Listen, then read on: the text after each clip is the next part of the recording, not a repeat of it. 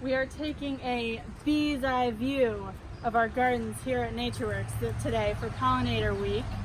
So when a bee comes into our area, of course they're looking for pollen, they're looking for food, but one thing that we sort of forget that bees are looking for is moving posters here. So we're gonna put that down. They're looking for water. So in a typical bird bath, they might drown if they tried to drink out of it.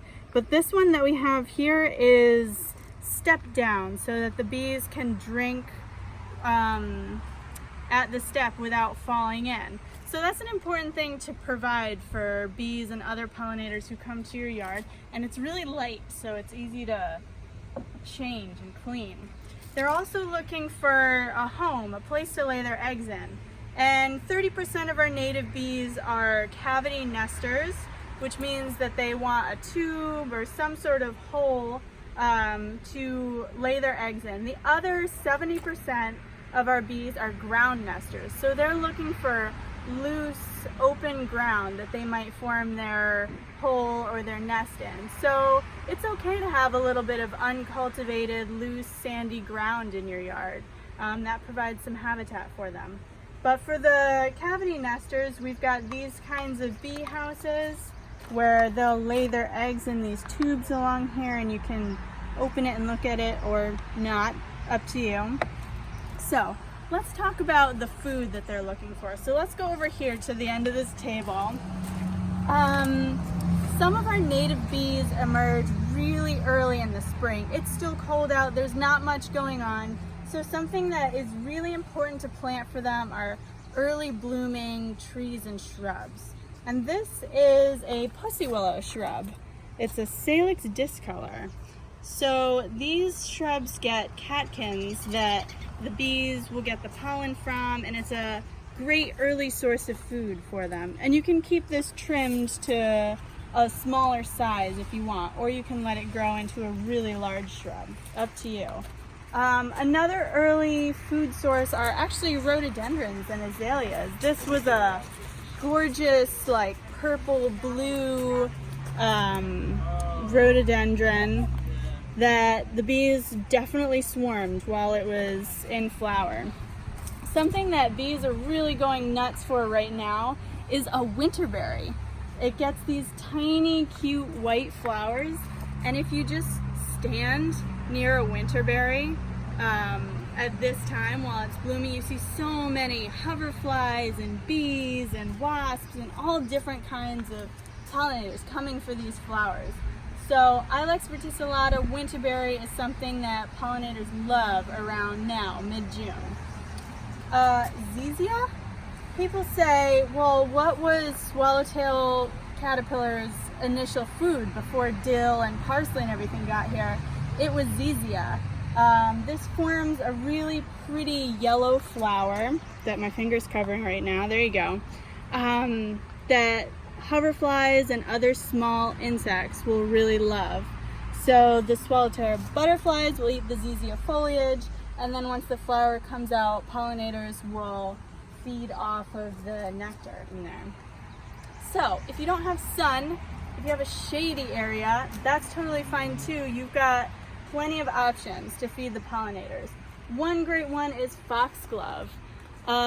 Most of the time when we look at this foxglove, you see a little bee sticking out because it's tunneled up in there and it's getting at the pollen and nectar inside. So foxglove is a great one. It reseeds itself, great in the shade. Deer do not eat it. And this is what it looks like as a first year plant, and then it grows into a larger flowering plant the next year. Cardinal flower is another awesome one for the shade. It has a red flower that attracts a lot of hummingbirds and butterflies, so that's a great shade plant for pollinators as well. And then Carex pennsylvanica is a grass that does well in the shade or in the sun, and this is a great food for moths and butterflies. They eat the leaves, and then other wildlife can shelter within the fronds of the grass. and it can form a great ground cover under trees where your regular grass won't grow. And if you don't mind it being a little moundy and messy, you don't have to mow it.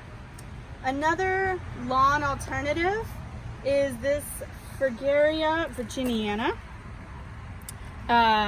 It's a strawberry, and it actually makes strawberries. We got white ones. I don't know if there are any strawberries on this plant. You'll just have to trust me. So that's another awesome pollinator plant, as well as moth and butterfly food. And as you can see, it spreads, it forms runners. So it is very good for a lawn alternative if you're looking to find something else to use instead of lawn. Fragaria virginiana, it's a strawberry.